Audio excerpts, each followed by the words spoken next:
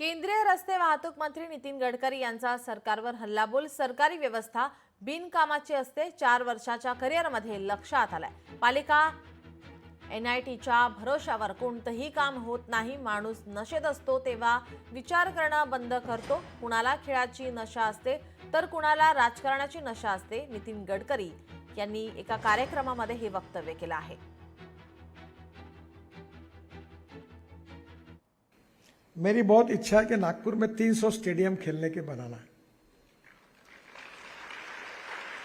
पर मेरे 4 साल के अनुभव के बाद मेरे ध्यान में आया कि सरकार जो चीज होती है बहुत निकम्मी होती है। कारपोरेशन, NIT, इनके भरोसे कोई काम नहीं होता। ये चलते गाड़ी को पंक्चर करने का एक्सपर्टाइज उनके पास होता है। लोकशाही मराठी ऐका, पहा, जागरूक रहा।